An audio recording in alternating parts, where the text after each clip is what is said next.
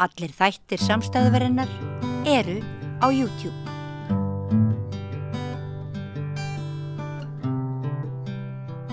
Já, herðu, það komið að því að ræða efnahagsmál.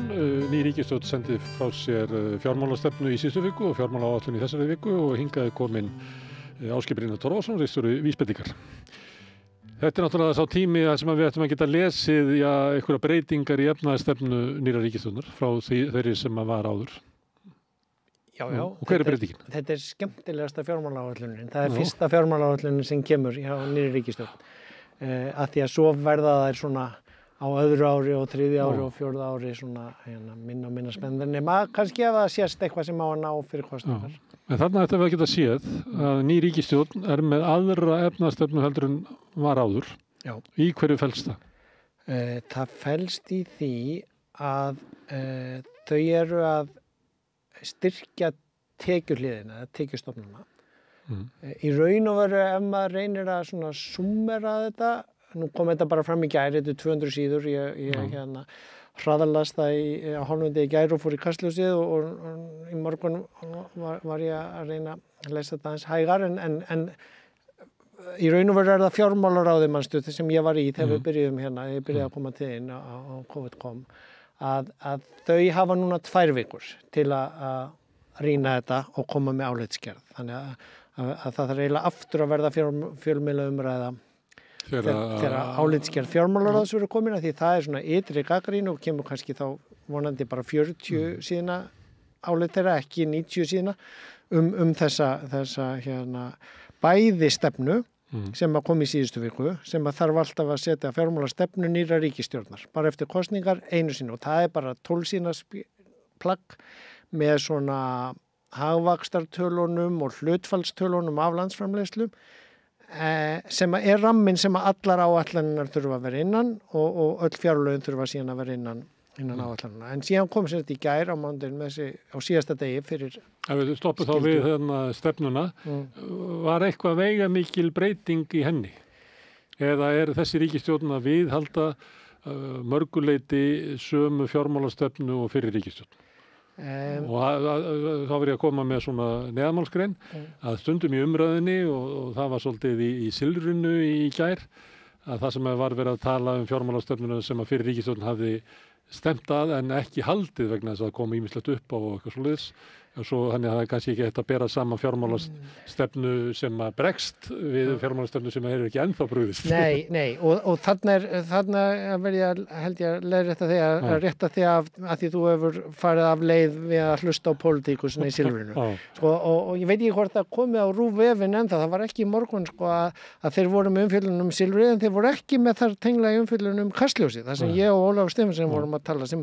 vorum kannski meira svona ópólitískir að hlutleysa, þú við værum aðeins með sikkura sín og mér fannst það takast ágætlega sem svona speglun, það var náttúrulega maður hefur bara korter þarna en maður er með minna en 7 mínútur það er svona ágætt að koma hér og tala um þetta á 40 mínútum aðeins dýpra en síðan komu pólitíkusar að tala um þetta í Silfrinu og ég veit ekki hvort það er hægt að mæla með áhorfa á því að þá fer þetta í svona já, þú veist, þeir sem voru í stjórn, við vorum nú að koma með þetta allt og sem að framsóknarmenn hafi verið svolítið duglegir að halda fram. Já, að því þeir voru svo fúlir að þetta skildi enda því þeir hafi verið búin að vanda sig svo mikið. Þarna ef við beinum fyrst sjónunum að stefnunni. Síðasta ríkisstjórn setti hana fyrir 4 rúmum árum og auðvitað koma upp stór mál og þá eru fjármálareglurnar teknar úr sambandi og ef að það þarf að víkja út fyrir stefnuna þá þarf að senda aftur til fjármálaráðs og fjármálaráð þarf að meta eru nægjanleg skilyrði til þess að leyfa það að sé farið út fyrir en þau settu bara lög þú veist, og breyttu bæði í COVID og síðan tóku þau reglurnar svo lengi úr sambandi þannig að það reyndi í raun og veru ekkert á þetta. Þannig að það er erfitt að bera það sama við og núna er í raun og veru byrjuð upp á nýtt, kosningar, ný stefna og það er eiginlega alveg ómögulegt að bera það sama við hitt. Hins vegar er augljóst núna af bæði í stefninu og sérstaklega í áætluninni að þau eru að laga til í þessari nýju ríkisstjórn hluta af þeim vanda sem varð til vegna þess að fjármálareglunum var haldið opnum eða sem þær tóku ekki gildi aftur og þá En eru ekki að sjóta inn hérna fjármálareglunar eru svona þröskuldar eða rauð strik hvað má hérna hallarekstur má vera mikill og hversu hérna skuldirnar mega vera mikla. Já, og ef þær eru upp fyrir ákveðin marka þá þurfa að lækka það. Þannig að þetta eru þessar 3 reglur og núna kynna þau, svo við hoppum aðeins inn í það, nýja reglur sem þau ætla að setja sér, það er frumvarp á þinginu, þessi stöðugleikaregla og sem á að halda aftur af útgjöldunum sérstaklega í hagvexti, uppsveiflu. Til þess að í raun og veru það gerist ekki það sem að gerðist síðast, að það hélt bara áfram útgjaldavöxtur vegna hagvaxtarins að því að þetta er allt hlutfall af landsframleiðslu án þess að það væri tryggt að tekju öflunin fylgdi. Þannig að það í raun og veru skapar hallan. Sko, hann er ekkert rosalega mikill þessi halli og sko nú ætla ég að tala svolítið eins og fjármálaráðsmaður í byrjun og svo skal ég vera aðeins krítiskari í seinni hlutanum. En af hverju er hann ekki mikill hallin? Það er nú verið bent á það hér að Íslendingar þola síður halla á ríkissjóði heldur en aðrir vegna þess að við borgum hærri vexti af skuldunum, skuldur ríkissjóðum aðrir. Já, alveg rétt, en hann er eitthvað 1% og það er miðað við bara ef maður er að bera saman við önnur lönd þá er bæði skuldunar hér minni en í öðrum löndum og hallin hér er minni en í öðrum löndum. En hér hefur verið hagvöxtur á meðan það er ekki hagvöxtur í öðrum löndum. Já, og það spilar vissulega inn í en það hefur verið hagvöxtur í Bandaríkjunum og þeir eru með 6% halla og við með 1% halla. Þeir eru með 6 sinnum meiri halla. Þeir eru náttúrulega að fjármagna stríð og gera allskyns hérna og þeir þóla það miklu betur en við því þeir eru með miklu betri gjaldmiðil en við og allt það en bara punkturinn er þessi það er ekkert mál að reka í halla í COVID eða það er ekkert mál að kaupa upp Grindavík þá kemur ekki líka á móti en það er ekki hægt að vera bara að reka allt á yfirdrætti og vera alltaf að leyfa öllum að fá skattaafslátt og leyfa öllum að ráða fleiri, því þá bara bætist við skuldina þú ert í raun og veru bara skattleggja börnin með því. Það er svona almennur rekstur má ekki verið í halla, Nei. en þú verður þegar það er ykkur áfull að þá á ríkissjóður að bregðast við og þá er í lagi að vera með halla. Og það eru þau að reyna með þessari stöðuleika reglur sem liggur fyrir þinginu að sjá til þess að þegar það er uppsveifla að þá megi vöxtur útgjaldanna bara vera ákveðin partur af því og þau taka fjárfestinga frá þannig að það er margt ágætt þá reglu að segja og síðan ef það verður niðursveifla eða samdráttur í hagvextinum að þá má ríkið eyða meiru í þannig ástandi sem er bara góð klassísk, fín, keynesísk hagfræði. Þannig að þetta lítur allt ágætlega út á pappír og áætlunin lítur ágætlega út ef maður ber sama við þessar fyrri áætlanir sem ég var náttúrulega að skoða þarna alveg á hverju ári. Og þá að tala við fyrri áætlanir ekki hvernig fyrri áætlanir síðan lentu. Nei, og það er ágætis reyndar í byrjun sín yfirlit yfir það, auðvitað nást þær ekki og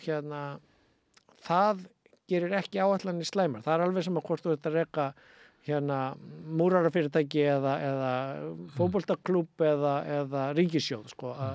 að þú verður að gera áætlanir þó að þær muni ekki alveg standast það er ekki réttlæting fyrir að gera ekki áætlanir að þær standist aldrei the planning is everything, the plan is nothing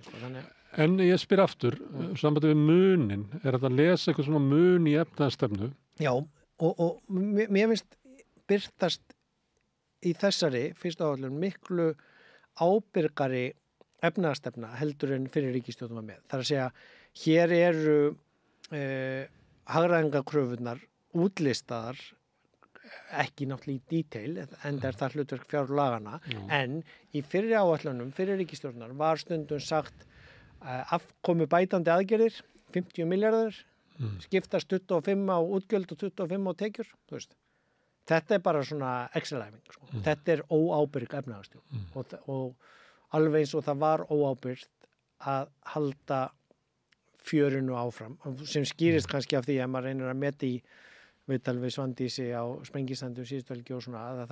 það var svo slæmt ástand á heimilinu og það varð að vera opinn yfirdrátturinn til að allt væri ekki upp í en það er mjög slæm efnahagsstjórn þegar það þannig ástand er og það var bara ekki góð stýring á efnahagsmálunum úr fjármálaráðuneytinu verður að segjast þegar maður horfir núna aftur á bak og skoða tölunar. Það er annað aftur, saman hvort þú ert að reka fótboltaklubb eða múrarafyrirtæki eða húsfélagi, þú verður að skoða, við vorum hinn í framkvæmdum í fyrra, þú verður að skoða hvernig það gekk og af hverju áætlunin stóðst ekki og hvað fór fram úr til þess að þú getir á þessu ári og klárað að gera við það. Þú endur það ekki alltaf sömu mistökin. Nei, og ekki alltaf að kjósa bara nýja hússtjórn og aldrei laga þakið. En í hverju felst breytingin? Ég veit að því að við höfum talað saman oft ríkisfjármál og eitt af því sem að þú gagnrýndir og svo sem margir aðrir gagnrýndu síðustu ríkisstjórn, líka komið fram gagnrýn úr verkalýðshreyfingunni og fleira, að það var vandinn væri tekjuhliðin og svona markmið síðustu ríkisstjórnar er að hafa aðhaldi í ríkisrekstri var öll útgjaldamegin. Það var svona hugmyndur það sem þau kannski síðan náðu ekki að draga saman í útgjöldunum en vandinn lá alltaf í því að tekjurnar voru lágar en það er verið að bæta það með veiðigjöldunum sem að fræktur orðið kílómetragjaldi á rafmagnsbíla ferðamannaskatti einhvers konar og til að öllum sé gefir réttlátur heiður í hluti af hugmyndinni eða forvinnunni að þá var það alveg í fjármálaáætlun fyrir 2019 plan að setja á gjöld á ferðaþjónustuna svo kortuðu þau svo mikið og það var hætt við það og ríkissjóður hefði staðið betur ef það hefði verið gert og jafnvel hefði kannski dempast aðeins einhver. Ég sem að hlustendur okkar geti rifjað það upp sem var töluverð umræða í samfélaginu hvernig skatturinn ætti að vera, hvort þetta eru komugjöld eða hvort þetta rukka á náttúrustöðunum og hvort þetta vera passi og fór í gegnum samfélagið, svo bara var það ekkert úr þessu. Nei. Að því að eins og ég skrifaði í leiðari vísbendingum síðustu viku, það var svo mikil nánd á milli atvinnuvegana og stjórnvalda að það er hlýtt of mikið kröfunum þaðan og auðvitað koma þau, auðvitað það er hlutverk lobbyista samtaka, sem hvort það eru sérhagsmunasamtök ferðaþjónustunnar eða atvinnulífsins eða sérhagsmunasamtök fiskútgerðarinnar, þú veist, LIU eða hvað sem það heitir núna, að þeirra hlutverk er að kvarta yfir svona, en hins vegar er það hlutverk stjórnmálana að sjá almannahag en ekki að sjá hag þessara atvinnuvega. Auðvitað með að þau ekki drepa þá þannig að það verði bara atvinnuleysi en að það er hlutverk stjórnmálanna líka að það verði umræða og ég var alveg voða fúll yfir að þetta fara að setja á eitthvað að ég þurfti að borga að fara inn á Þingvelli eða Hálendið en þetta er bara útfærsluatriði alveg eins og ég myndi vera brjálaður eða væri búið að einkavæða allar sundlaugar í bænum og ég þurfti að borga bláalónsgjald inn í sund á hverjum tíma en meira sé að núna eru mikið af sundlaugum kringum landið búin að hækka einskiptisgjaldið en ef þú kaupir 10 miða að þá færði það hálfverði. Ég á 10 miða kort í ansi margar sundlaugar kringum landið og þetta er einhvers konar útgáfa sem þarf að vera að því að einfaldlega evrópska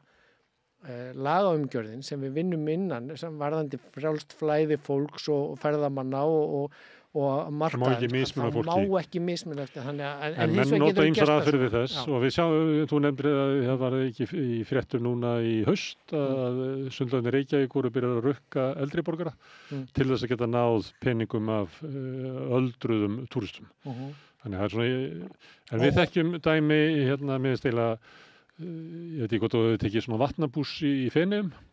að þar ef þú túristi og enginn í Feneyjum meira en svona 2-3 daga af því að það er bara þannig staður og fólk flýr aftur túrismann þegar það er þar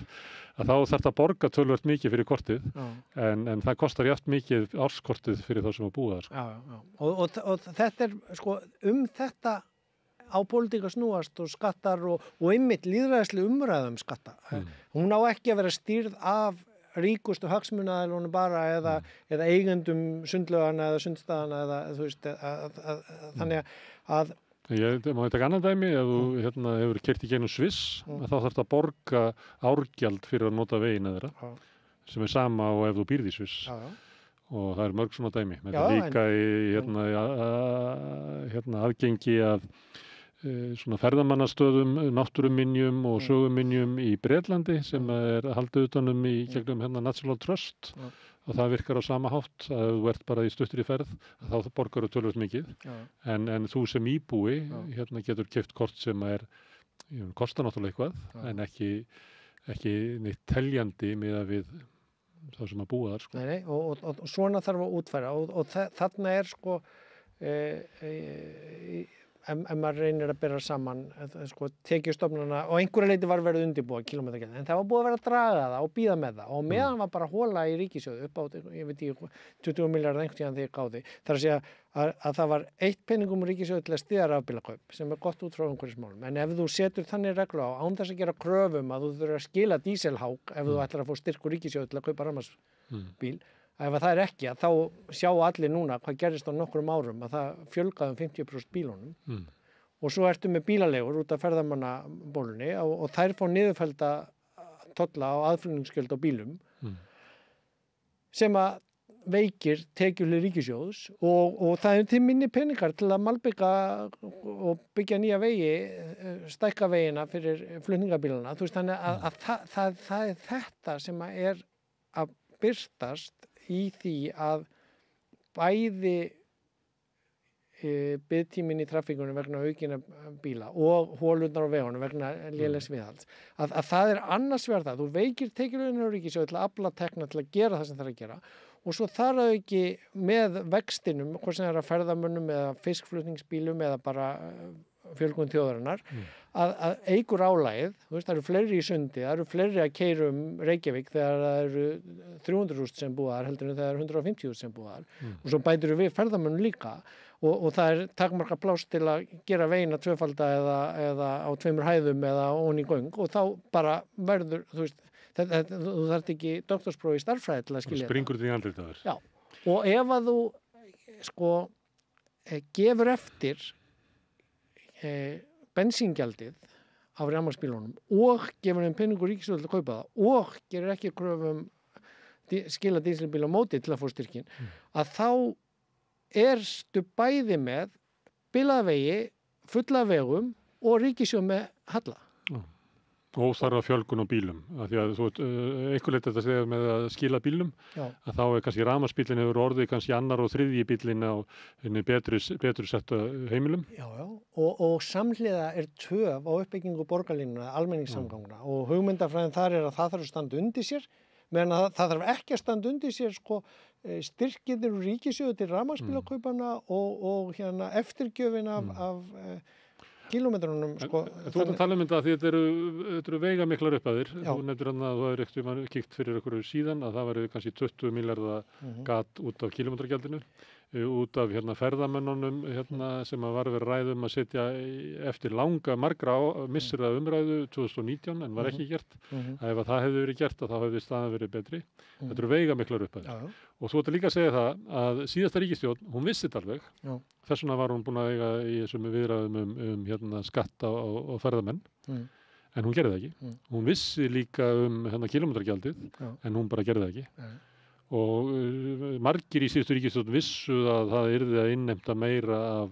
auðlindagjaldinu eða veiðigjaldinu vegna þess að það blasti við mikill hagnaður í sjávarútvegi og að veiðigjöldin stæðu valla undir landhelgisgæslu og Hafró. Við vissi þetta, en hvers að gera það ekki. Og það munurinn á þessari ríkisstjórn og þessi ríkisstjórn ætlar að nota og kemur með þetta á 100 dögunum sínum og það virðist vera svolítið margt í þessari ríkisstjórn að hún ætlar að reyna að ná í gegn einhverju breytingum meðan hún hefur meðbyr í seglum. Já, og ég sagði það á Kastljósinu og Rúvi gær, ég kom mér bara eiginlega skemmtilega óvart hversu góð þessi áætlun lítur út fyrir að vera ef að þetta nær alltaf ganga eftir, ef að þau þurfi ekki að fara að bakka með margt af þessu. Þú veist, það var komið á eitthvað smá kílómetragjaldan en þú veist, það var einhver 1500 kall held ég sem að rafmagnsbíla fólkið, þannig að það gífurlegt misræmi aftur og þarna sko, ég meina þau eru núna að koma á þessu auðlindagjaldi bara innan núverandi fjárlaga og laga og reglna með því að bara að láta á reikna rétt út kílóverðið af fiskinum, skilur. Þannig þannig bara svona afhjúpast okkur þykir mér með að við þegar maður lesi þetta og hefur söguna til að skoða. Því það er náttúrulega besti samanburðurinn og það á að gera það í fjármála áætlunum að skoða síðustu 3 ár aftur og bak allavega og síðan horfa 5 ár fram í tíma. Þannig að það sé ekki bara þetta kjörtímabil eða ekki bara að laga alla vegi fram að lokum eða byggja nýja höll, þjóðarhöll eða einhvers konar höll hérna og svo verður allt fínt og kosningar aftur. Heldur þegar þú þetta sína fram á og yfir kjörtímabili og þess að koma þér síðan á hverju ári og ef þú ætlar að byrja að byggja nýja spítala eða eitthvað annað, nýja brú, að þá þarf það að vera inn í áætlunum yfir tíman þannig að það sé peningur til að klára það á réttum tíma. Svo verður oft töf á bæði að byggja Ölfusárbrú eða byggja spítala þannig að það fer út úr og fram úr en sko þetta er allavega og núna er komin takmörk á hver margir bílar með stungir bílar með keyra út Ölfusárbrúna af því að þetta er búið að tefjast sko. Þannig að við erum svona búin held ég að út af vextinu sem hefur verið og áföllunum að einhverju leyti því sem hefur þurft að gera samverkandi, ég hef kallað þetta fjölþáttakrísu, þú veist að umhverfismálin eru líka og við erum eiginlega öll að gleyma því út af hérna það er nú ekkert í fjármálaáætlunum sem að bendi til þess að þessi ríkisstjórn ætla að vera að taka harðara á þeim málum. Nei, það er alls ekki mikið. Það frekar öfugt. Og svo er svona eins og klassíst er þegar svona er kynnt að þá valið eitthvað svona í PR-i eða í fréttatilkynningunni og það er líka valið örugglega á í ráðherranefndum efnahagsmálin eins og heitir, það sem eru formenn flokkana eða mikilvægustu ráðherrarnir sem stýra og svo þurfa hinir ráðherrarnir aðeins að fylgja hvar eru áherslunar lagðar og það eru varnar, öryggismál og innviðir, þú veist, þannig að hérna í þessu tilfelli en síðan er sko ef ég á til að vera ekki bara jákvæður, ég var að reyna það í gerð líka að vera með svona plusa og mínusa sko, að það er samt með framsetninguna smá og ég veit ekki, ég bara hafði ekki tíma í dag, ég var á löngum 4 tíma fundi í öðru ráðuneyti, ég hafði ekki tíma til að faktjekka það að bera saman sko, en þau kynna í glærukynningunni frá ráðuneytinu í gær og ríkisstjórninni að þau ætla að auka til dæmis í hérna menningar og menntamál, en síðan í glærunni í fréttunum og RÚV í gær var samdráttur þar sko. Þannig að þarna er svolítið vont sko þegar við getum ekki haft tölur. Sko vonda reynslu af fjármálaráðuneytinu og kynningu þeirra. Já, en ég ætlaði samt að vera jákvæður á það núna. Þeir eru, sýnist mér, búnir að vera að bæta sig á mörgum sviðum og ég er náttúrulega vanur að lesa hlungin og PDF-in vill hafa 200 sína PDF-i en þau eru búin að setja þetta fram á vefnum í svona, þú getur skoðað þetta í símanum og töluupplýsingunar settar fínar fram og svona, þannig að það er búið að bæta mjög mikið framsetninguna, þannig að þú ættir að geta fengið fleiri til að tala um þetta sem er ekki að nörda sig í 200 sína skjal, þannig að og bara með svona smá hérna stúdíu sem er þetta líka þessar 2 vikur og kannski 2 vikur eftir að álitsgerð fjármálaráðsins kemur að það er markmið lagana, það á að vera og þannig á lýðræði að virka, það á að vera umræða og til að líka fyrirbyggja þau gera einhver katastrófal mistök og til að verði debatt í samfélaginu en það má ekki vera þannig að það sé alltaf bara hagsmunafulltrúar atvinnuvegana sem fara beint inn í ráðuneyti og fá sínu framgengt og ekki, þú veist, það er ekki verið. Þannig er það nú svolítið í umræðinni hérna í fréttunum, það eru mjög fljótir að koma svona hired gun frá hérna hagsmunarsamtökum hérna hálft silfrið með bæjarstjórum sem voru sem var eiginlega svar RÚV við kröfu SFS að umræðan myndi snúast yfir á það að þetta væri landsbyggðarskattur. Og hérna RÚV svaraði því bara og stilt upp fyrir SFS. En þetta er nú bara fyrstu 2 dagarnir eftir. Við skulum vona að umræðan þróist á skynsaman hátt. En til þess þarf náttúrulega líka þá fjölmiðla sem að fjalla þetta og að fólk komi fram, setji sinni á ræða. En ég er allavega. En hérna, ef við horfum svona yfir efnahagsmálum til lengri tíma, þá erum við að hérna að koma út úr tímabili. Sem að hérna hefur verið kölluð nýfrjálshyggja, þar sem að voru lækkaðir skattar á á stórfyrirtæki og fjármagn og búin til mikill auður í samfélaginu. Á þessu tímabili var líka svona haldið aftur af vexti opinberrar þjónustu. Það var mikill samdráttur. Mikill aðhald sem að leiddi til svona þessa að heilbrigðis- og menntakerfið okkar var svelt. Ég segi ekki fullkomlega en að miklu leyti og kannski svo mikið að það hefur verið svona takmörk og geta til þess að endurnýja sig.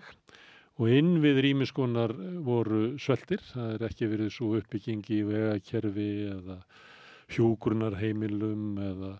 öðrum svona hörðum innviðum. Meira segja við erum að sjá að það vandamál með dreifingu rafmagns í óveðri og kulda á Norðurlandi og við þekkjum þetta það sem eru margt sem að bendi til þess að sé verið að margt sé að bresta. Það hefur verið bent á það að þetta hangi saman, að það eru minni innheimta af tekjum, þess að skattalækkunin sem var gefin tilteknum aðilum í samfélaginu, að henni var mætt með því að skera niður, veita reka svona sveltistefnu, fresta innviðauppbyggingu. Þegar að ríkisstjórnin var mynduð að þá sagði formaður Viðreisnar að það ekki hækkaðir skattar og hann svona næstu því read my lips sem að vitni í Bush eldri no more taxes. Þannig að þessi skattar sem við erum að nefna núna sem veiðigjaldið, kílómetragjaldið, skattur á ferðamenn, þetta er ekki stórvægilegar upphæðir. Nei. Þetta og það var einmitt, sko, þetta til að koma okkur í nullið að því hinn voru að reka þetta í mínus og þetta til að geta gert þetta sem þau eru að kynna sem einhverju 11 miljardar í aukin varnarmál og 2-3 miljardar. Þetta alltaf, þeir veru með sko næstu því 2000 miljardar og svo þetta 1-2, þetta alltaf þetta sára lítið. Örlítið sem að hreyfist að því það svo stórt sem fast. Þannig að því leyti þetta ekki sko veigamikil stefnubreyting. Nei, sko, og út frá þessari líka stefnu sem þú vísar í þarna að það sko, það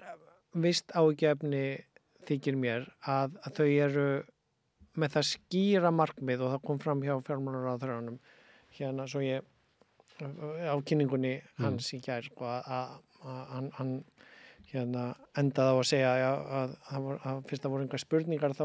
hlutunum að hafa tekist vel til sem kennara. Það var góður kennari. Að því hann kom úr háskólanum og þeir kollegar þaðan, hann og nafni minn í Seðlabankanum sem að koma beint úr hagfræðadeildinni í háskólanum og eru nú að stýra þessum 2 mikilvægum málum, flokkum efnahagsstjórnarinnar í landinu. En sko, það ekki víst að það sé endilega dæmi á sitt góðu kennari þegar nemendurinn spurði ekki neitt, sko, því að allavega ekki sem þeirri kennslu sín sem að ég hef. Það var eiginlega betri kennslustund ef að nemendurnir myndi spyrja. Já, það kæmi smá kritík og debatt og gagnrýni. Kannski þetta merki bara veikleika fjölmiðla og maður tekið eftir því að svona blaðamannafundir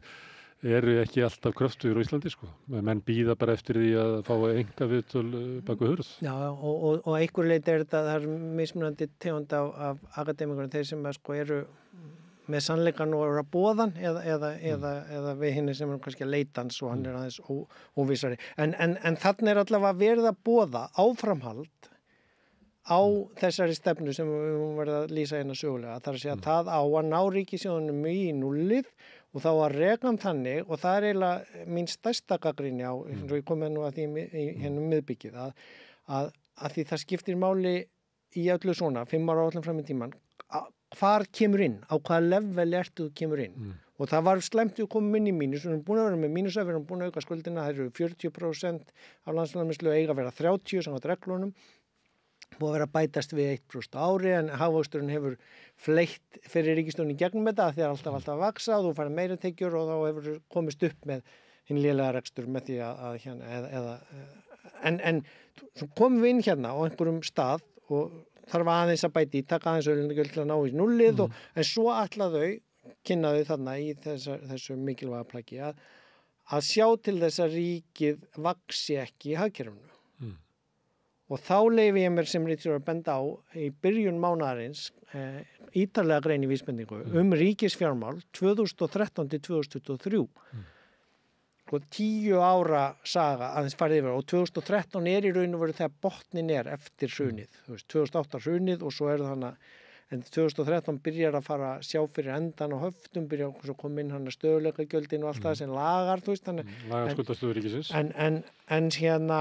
og lífeyrissjóð og fleira svona, þannig að sko, en maður skoðar þessi 10 ár, hérna, og síðast ár var ekki komið inn þegar, hérna, en það svona liggur á milli hluta og núna þetta árið líka því að kosningarnar voru á svo röngum tíma að ríkisstjórnin núna að keyra eftir fjárlögum síðustu ríkisstjórnar. En það á næsta ári út frá þessari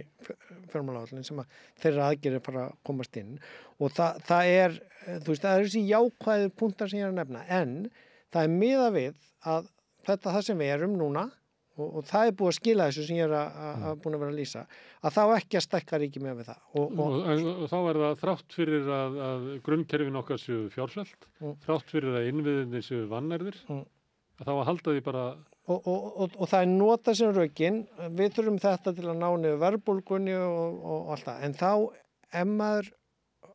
og ég var að vona, ég birti þessa grein tók hana fram fyrir aðrar, ég var að vona nógu margir í fjármálaráðuneytinu myndu lesana því ég veit að þau þar eru áskrifundur af vísmyndingu að gætu átt að sjá því að því það sem þessi grein skýrir mjög vel að frá 2013 til 2023 og 10 ára tímabili þá hefur hlutdeild ríkisins í efnahagslífinu ekki verið að vaksa. Hún hefur raun og verið dreigð saman. Ef að þú leiðréttir fyrir, og þetta svo mikilvægt, þetta einföld starffræði fyrirgefið mér samt, það þarf að hafa tölunar á hreinu þegar maður að tala svona mikilvægar stóra tölur til svona langs tíma. Það alltaf hægt að fleita sér áfram á frínum fréttatilkynningum með mikinn hagvöxt og að við höfum verið með meiri afgang en við byggumst við og ríkissjóður sé búin að lækka skuldirnar, en þú verður að taka tölur ríkisfjármálana og hins opinberi í heild, það gleymist nú reynda líka, það eitt gagnrýnipunktur, það sveitarfélögin sem skipta þennan máli líka og það gleymist ennþá. Sem eru mjög veika stöðu já, og þar líka skuld raunverulega en þau hafa tekið yfir verkefni á þess að fá tekjur og eru raunverulega í mínus. En býðum með þann punkt, bara hér varandi ríkisfjármálana á þessum hérna 10 árum að þá ef þú leiðréttir fyrir þessum einföldu faktorum sem annars vegar mannfjöldaaukning verðlagsþróunin á þessum tíma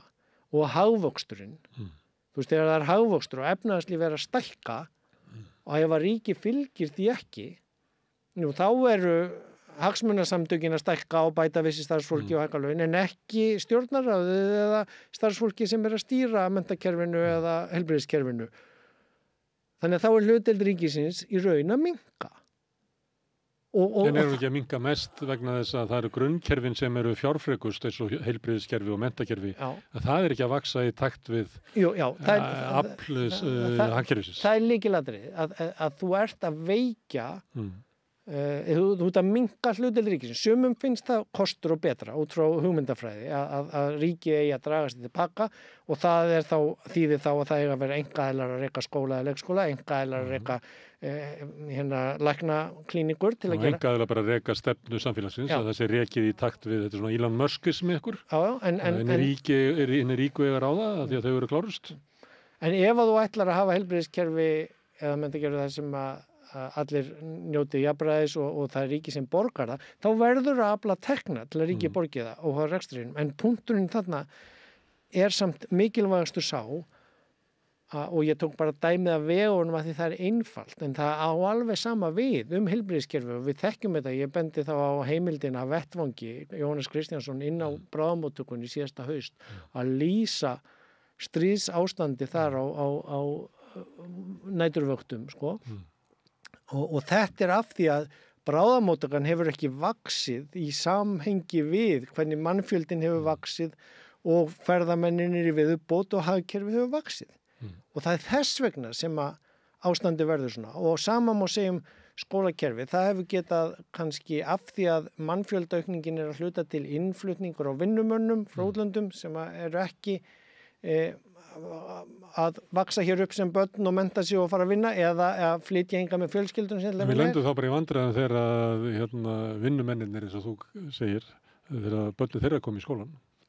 Já, ég meina ef að það gerist að starfsfólki sem hingað kom fer kannski að hérna fella hugi saman og eignast börn eða hvað sem það er með innfættum eða sín á milli. Sem ætti að vera jákvætt og gott. Já, og það býr til hérna hagvöxt framtíðarinnar og býr til hérna fólki sem á að sjá okkur þegar við erum orðnir gamlir. Öldrun þjóðarinnar sem kynnt sem hérna oft kostnaður og hræðilegt sem frábært að við lifum lengur og getum hérna. En þetta kallar á að hið opinbera sem að hérna sumum finnst vera rosalega neikvætt og ég að draga úr og minnka en í raun og veru spítalar, skólar að veginni sé ekki götóttir hérna. Grunnforsendur góðs samfélags. Og kannski almenningssamgöngukerfi sem að ef ekki rekja á hagnaðarforsendum þannig að séu færri á bílum en þú veist, þetta kostar og þetta hlutdeild ríkisins í efnahagnum en það staðreyndin svo á áratugnum þar til í hitti fyrra og fyrir líklega alveg í sömu línu að þá bara út frá þessari stefnu sem við varst að tala sem við stýrt efnahagsmálum hér og löginum opinber fjármálareglur vissuleyti alveg í vissum anda við og þessar fjármálareglur að þá bara þess gætt að umsvif hins opinbera séu ekki vaxandi og það það sem pólitík á að snúast aftur sem ég segi, hvað á það að vera mikið, á það að aukast eða minnka, en það má ekki vera þannig að umræðan sé öll skökk að því menn kunni ekki að leiða þetta fyrir mannfjölda, verðlagi og hagvexti.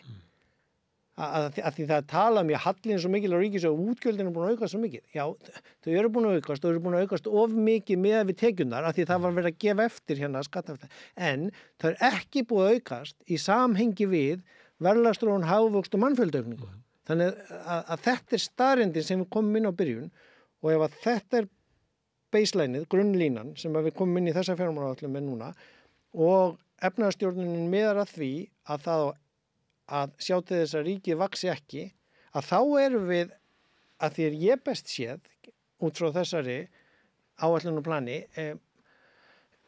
ekki að fara að byggja upp mikið betra samfélagið að bæta ástand í skólamálum eða heilbrigðismálum heldur við erum að fara byggja gáma við bráðamóttökuna, við erum að fara að fylla í hólunur á vegunum en þá að halda umfangi ríkisins á þeim stað þar sem það núna. Sem að var staður þar sem fyrri stjórnvöld hafa markað. Þannig þetta er ekki stefnubreyting að því lit. Nei. Heldur þetta freka kannski ríkisstjórn sem að segja að við ætlum að vera betri í að reka stefnuna sem að þið ætlum að hafa? Og taka fjármálareglunar inn og bæta við einni og aftur þannig.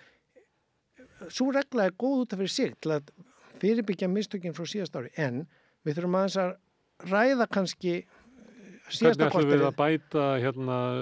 fjársvelti sem hefur verið í grunnkerfunum okkar áratugum saman? Hvernig ætlum við að vinna upp innviðaskuldina? Og þá það líklega að það væri markmið í sjálfum sér að bæta heilbrigðiskerfið, að bæta menntakerfið, að bæta innviðina, vegna þess að með því væri við að byggja upp öflugra samfélag og sterkara samfélag. Já, og til hvers erum við að setja fjármálareglunar? Þú veist, hugmyndafræðilega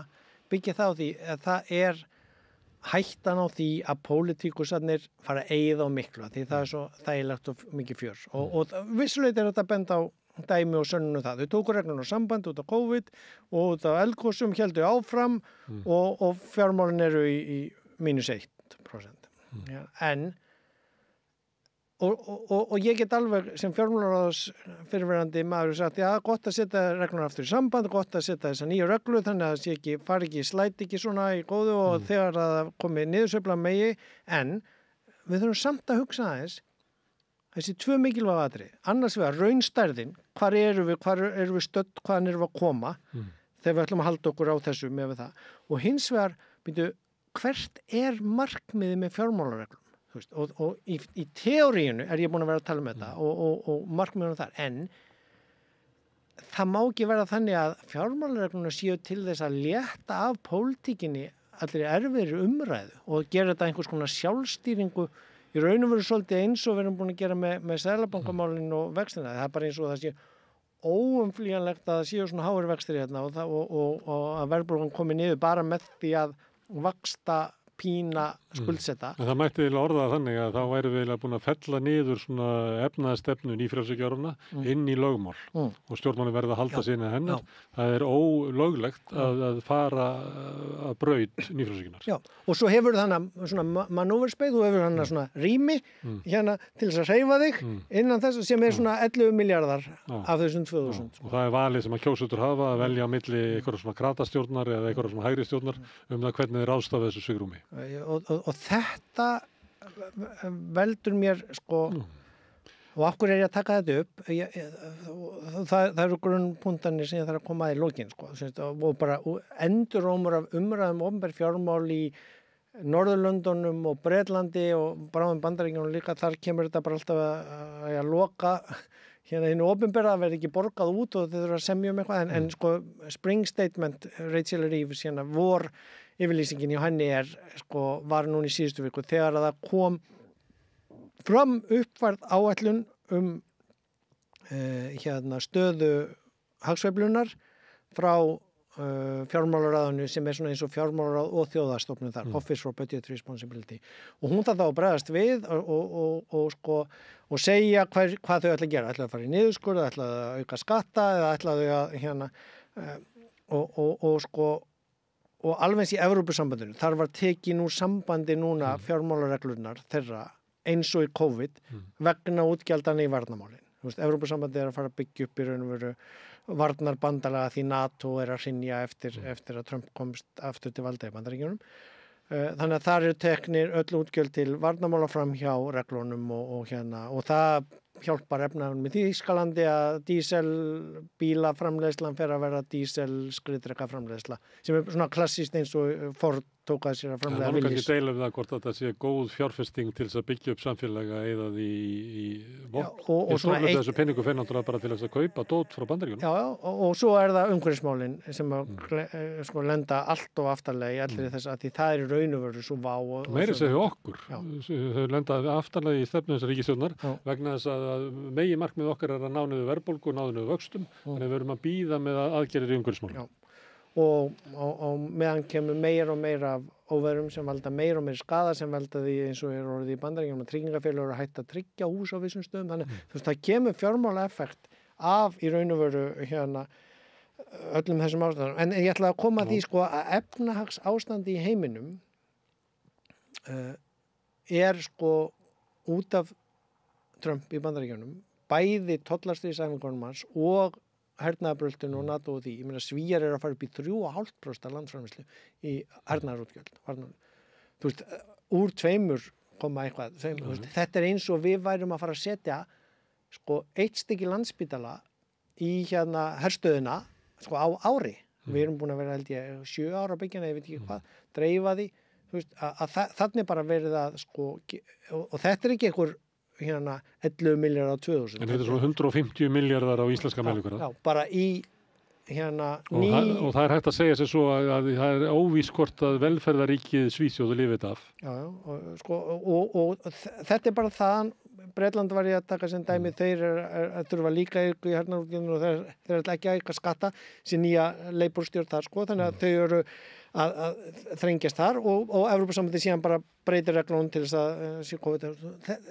þetta í viðbót við að Trump er að fara í trollasti sem mjög líklega er að valda bara efnahagssamdrætti og ekki bara í Bandaríkjunum, mögulega sko ekki í öllum heiminum því Kína og þeir sjáum að redda stórum hluta af heiminum en í okkar vestræna svokallaða hluta heimisins gætu alveg orðið mjög alvarlegar efnahagslegar afleiðingar. Ég meina ef maður lappar og skoða tómt rými í atvinnuhúsnæði í bænum og svona, það er hægt að finna allskyns merki að við séum mjög nálagt í að hlutinni geti farið á verri veg og þá... Það gæti orðið snögg breyting sem að hefur átt sér langan aðdraganda og þegar hún gerist þá verðum við hissa þegar hún sér að hvað hún getur orðið snögg og djúp. Já, og þá eru allar töluna farnar út úr kortinu og þá er rosalega vont að vera með götóttavegi eða bráðamóttöku í gámum eða skólakerfi þar sem börn kunni ekki að lesa þegar klára eða þú veist, allt, þú veist. Þá setjum við eftir og segjum við hefðum átt og við hefðum átt og við hefðum átt og við hefðum átt en við gerðum það ekki. Það svolítið svona áhyggju, ég var að reyna að vera í svona jákvæðri byrjun og draga fram það sem gott og mjög jákvætt og mjög mikil bót frá fyrir ríkisstjórn. Og ég get alveg haft skilning á fyrir ríkisstjórn hafi verið í vandræðum út af COVID og eldgos og þess, en það bara ekki hægt að létta því af því að ef að þau voru bara vegna erfið samstarfs að gefa eftir þannig að hér bara búið að vera styðja við atvinnuvegi og rafmagnsbílaeigendur eða hvað við nú kalla það. Svikust að leggja á skatta sem að þau kannski mætti halda því fram að hafi verið sammála að ætti að gera. Þeim skorti bara kjarki til að gera það. Og þú ert að gera það núna og seint, þá ertu bæði með hallan, þú ert að borga vexti af hallanum vegna þess að það var ekki gert strax. Og svo ertu með, nú lagar ekki þakkið, þannig þú ert að fara að gera það núna innan samt þröngsramma að kaupa. Og jáfnvel á vitlausu tíma þegar það kannski dregst saman koma ferðamanna. Já. Og annað slíkt. Og þá erfitt að réttlæta. Þannig að þetta það sem fiskal outlook eða sem útlitið fyrir ástand efnahagsmála í heiminum sem hefur áhrif á okkur, ástandi hér innanlands og stöðuna, að kannski tekst þetta bara vel og þetta lítur á mörguleiti mjög betur út en áður, og ef það halda þessari stefnu, koma inn þessum gjöldum, að það aftur býður þess að í þinginu. Áætlunin byggir á því að frumvörpin verði síðan samþykkt í þinginu, þetta sem í samráðsgáttum með auðlindina, þetta regluna og þetta kílómetragjaldið, að því svo það í haust þegar fjárlögin sem verður að samþykkja fyrir lok ársins, þá sem við sjáum niðurstöðuna úr þessu fjármála stefnumótunarferli, en það er gífurlega mikilvægt að það sé, og það í lögunum opinber fjármál, og það þessna sem ég verið að koma inn að til alveg frá þessi stöð byrjaði, að það sé upplýst opinber umræða opinber fjármál, og pólitíkin áður verið að snúast þetta og hvað þið að gera og hvað áherslu, það eðlileg lýðræðisleg umræða fjármálapólitík, en svo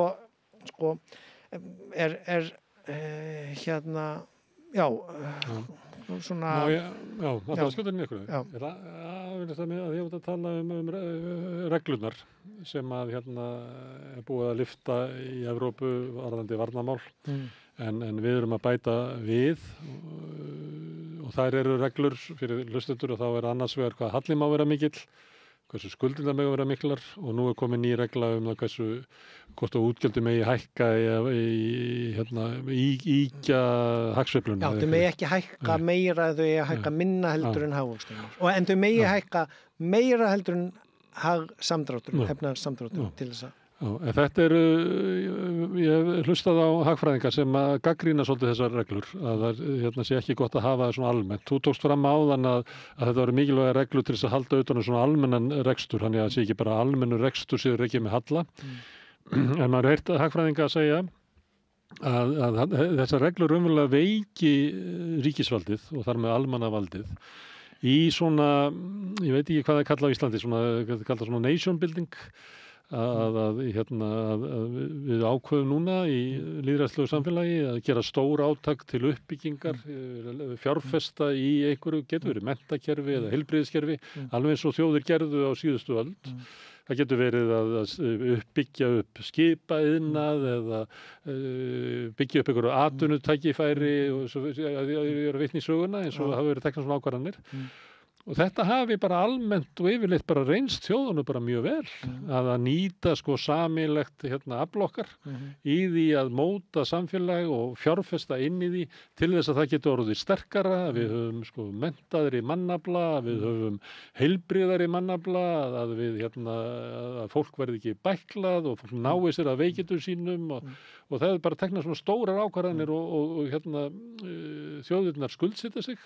í þeirri vissu að þau með því að fjárfesta með þessum hætti, að þá fá þau tekjur sem að eru meiri heldur en það að greiða af skuldunum. Þannig hafa samfélögin byggt sig upp. Hins vegar þegar við komum inn á hins svokallaða nýfrjálshyggjutíma, að þá eru settar þessar reglur að sumu leyti þetta pólitísk ákvörðun til þess að veikja ríkisvaldið, til þess að það geti ekki staðið sér fjárfestingu, vegna þess að það baki liggur hugmyndunum það að það sé betra að þessi fjárfesting verði hjá einkageiranum og hann stækki en ekki það sem að ríkið tekur ákvarðanir um. Og þetta veikir hérna pólitísku umræðu líka. Ef að pólitíkusinn ætla að setja reglur bara og þannig að algoritminn geti séð að ákveða þetta og þá verður ekki þessi sem ég vil kalla lýðræðislega pólitíska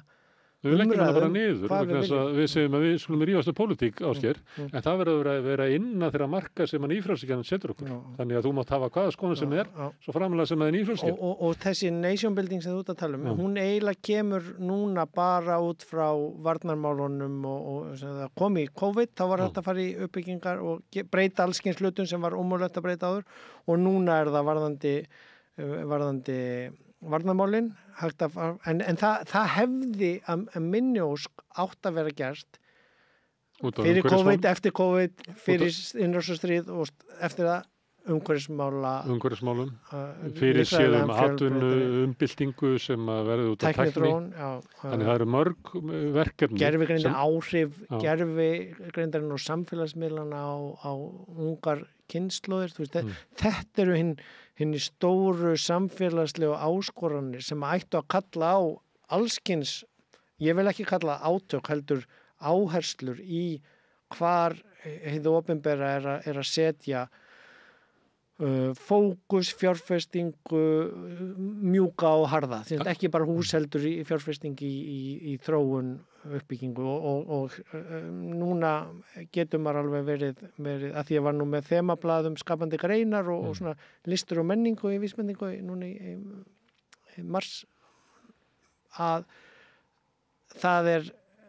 sko meðan við ástandi sem er lýst þar af innan úr bara menningageiranum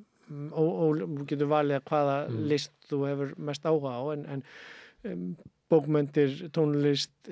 leiklist, danslist af öllum þeim sviðum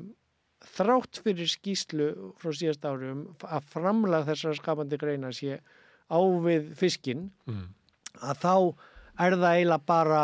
kvikmyndaðinurinn sem fær einhverja svona 14 milljarða hitt er í einhverjum 100 miljóna leikjum og þetta er fólk sem vinnur í þessu af sko einhverju köllun býr til þetta sem er ekki mælt inn í landsframleiðslunni framlag þeirra þó samt til landsframleiðslunar er þannig að það ættu að vera með jafnöfluga hagsmunagæslu eins og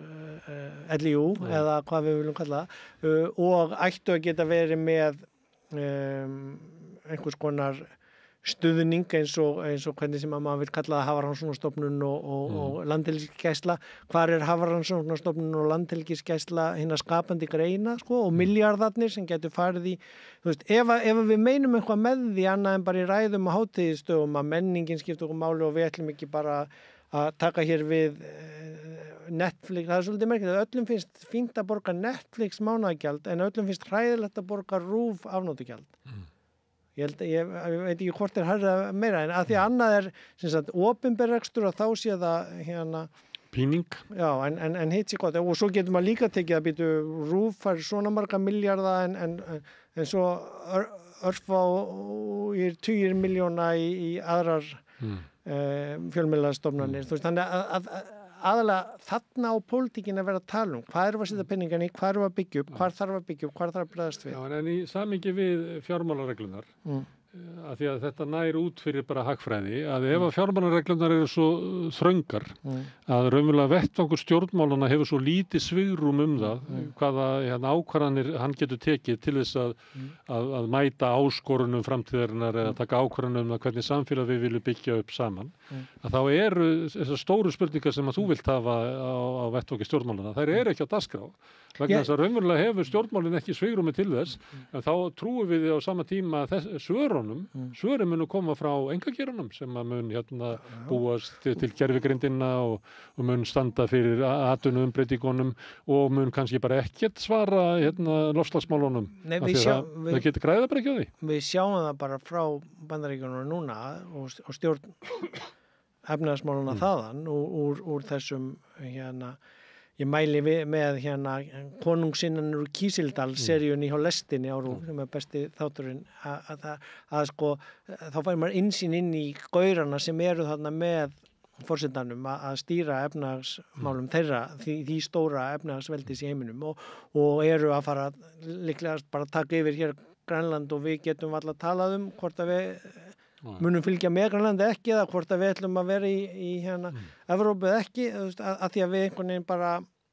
ráðum ekki við umræðina að því við erum með svo veika bæði fjölmiðla og stoðir innanlands til að sko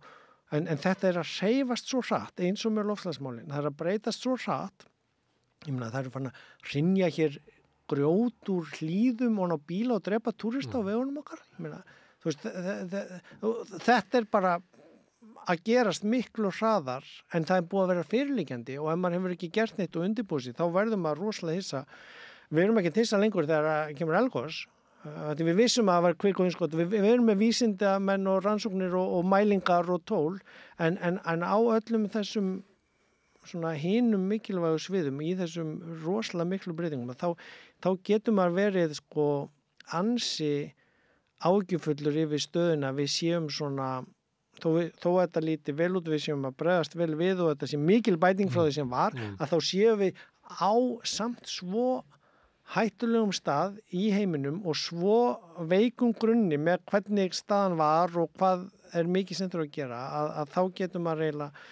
orðið svona ekki nógu ánægður með hérna hvernig útlitið að því að það sko já, það er rosalega margt sem að breytast rosalega hratt og það við sáum það í COVID, það hægt að gera rosalega mikið, en það kallar á að maður skipti bæði hugmyndafræði eða svona hvað mental map hérna, og hvað maður trúa sér hægt, en það er ansi margt í þessu sem að gerir mig svona smá efins hvort það muni ganga, en það er líka hægt að snúa því út frá þessu til enn betri vegar. Það er hægt að eftir að búa að leiðrétta kílógjaldið og þorskinn að bæta í hvernig rukkað fyrir aðgangan að auðlindunum og frá ferðamönnum og frá orkufyrirtækjunum og þannig að við nálgumst Noregi í hvernig við fjármögnum okkur út frá sameiginlegum eignum en það krefst pólitískrar umræðu styrks og útfærslu og að menn skilji tölurnar og vöxtin. Við höfum svolítið slætað þetta á þessari ferðamannabólu frá 2013 og vextinu sem kemur á henni og allar hagtölur líta vel út og þetta hefur svona að reddast og ég segi svolítið aftur eins og ég hef kannski einhvern áður sagt því að hérna hjá þér að ég er smá skeptískur á að þetta geti alltaf reddast sko. En vonandi ég bara með óþarfa áhyggjur og þetta fer allt vel. Ásgeir Brynjar, takk fyrir þetta ferðalag úr fjármála áætlun og fjármálastefnu yfir í bara stærstu mál samtímans. Takk fyrir. En við sitjum hérna áfram við rauðaborðið, erum alltaf reyna að skilja þetta samfélag og heiminn sem við lifum í. Næsti kafli eftir augnablik. Samlokubrauð, maltbrauð, tékkneskt-brauð, súrdeigsbrauð, brauð ársins, Bernhöfts bakari, íslenskt handverk síðan 1834.